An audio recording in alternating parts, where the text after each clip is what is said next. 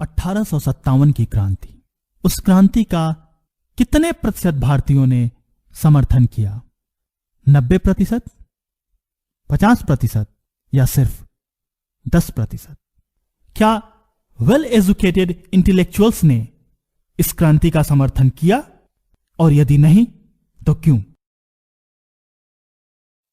1857 की क्रांति को कुचलने के बाद अंग्रेज अधिकारियों के लिए यह कहना आम बात होती थी कि भारत कभी भी आजाद नहीं हो सकता, क्योंकि भारत एक राष्ट्र नहीं था। अंग्रेजों के खिलाफ एकजुट होकर लड़ने के लिए ऑल इंडिया लेवल पे कोई ऑर्गेनाइजेशन नहीं थी। तो फिर भारतीय नेताओं ने किस तरह लोगों को अंग्रेजी हुकूमत के खिलाफ इस कदर मोबिलाइज कर दिया कि उन्हें 1905 में बंगाल का विभाजन करना पड़ा। बंगाल पार्टीशन के पीछे अंग्रेजों का असली मकसद क्या था? गदर आंदोलन के तहत अमेरिका में रह रहे एनआरआईज ने भारत से अंग्रेजी हुकूमत को उखाड़ फेंकने की योजना बनाई। विदेशों में रह रहे एनआरआईज की अंग्रेजी हुकूमत के खिलाफ योजना क्या थी और वो कितनी सफल रही? 13 अप्रैल 1919 जलियांवाला बाग, जहां जनरल डायर ने 20,000 लोगों की भीड़ पर अंधाधुंध गोलियां चलवाई। चर्चिल के अनुसार गोलीबारी तब तक होती रही जब तक कि जनरल डायर के सैनिकों की गोलियां लगभग खत्म नहीं हो गई। इस घटना को राक्षसी करार देते हुए हाउस ऑफ कॉमन्स में चर्चिल ने इस घटना की निंदा की।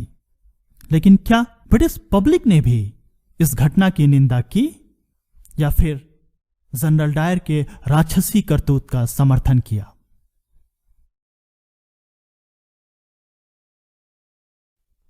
नॉन कोऑपरेशन मूवमेंट और सहयोग आंदोलन वापस लिए जाने के बाद भगत सिंह, चंद्रशेखर आजाद और सूर्यसेन जैसे क्रांतिकारियों ने अपने हिंसात्मक आंदोलनों द्वारा अंग्रेजी हुकूमत की जड़ें हिलाकर रख दी।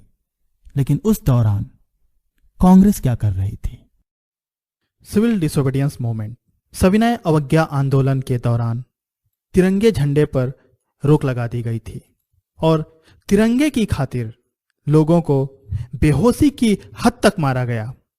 कुछ बच्चों के हाथों से पुलिस ने जब बार बार तिरंगा छीन लिया तो पुलिस को मात देने के लिए उन बच्चों ने एक नई तरकीब सोची और फिर उन बच्चों ने तिरंगे के साथ वहां की सड़कों और गलियों में परेड किया और शक्तिशाली ब्रिटिश पुलिस असहाय मूक दर्शक बनी देखती रह गई।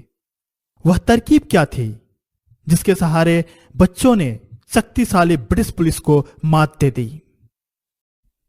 Civil disobedience movement. सविनय अवज्ञा आंदोलन को कुचल दिया गया था और 1934 में महात्मा गांधी ने इस आंदोलन को वापस ले लिया। तो फिर अंग्रेजों की ऐसी कौन सी मजबूरी थी कि 1937 में वो भारतीयों को सरकार बनाने से नहीं रोक सके? ब्रिटेन की मुसीबत भारत की आजादी के लिए एक अपॉर्चुनिटी होती थी। दूसरे विश्व युद्ध में जब ब्रिटेन हारने लगा तो भारत का सहयोग पाने के लिए क्रिप्स मिशन भारत भेजा। क्रिप्स मिशन के डोमिनियन स्टेटस के ऑफर को भारत ने खारिज कर दिया। तो फिर 1945 में विश्व युद्ध जीतने के बावजूद ऐसी क्या परिस्थितियां थीं कि अंग्रेजी हुकूमत को भारत छोड़ने के लिए मजबूर होना पड़ा? एक बार जब अंग्रेजी हुकूमत को यह एहसास हो गया कि अब उनका राज ज्यादा दिनों तक चलने वाला नहीं, तो अंग्रेजों ने सम्मानपूर्वक भारत छोड़ने में ही अपनी भलाई समझी और इस तरह 15 अगस्त 1947 को भारत अंग्रेजी हुकूमत के चंगुल से आजाद हुआ। 1950 में भारत का संविधान लागू करने के लिए 26 जनवरी का दिन ही क्यों चुना गया?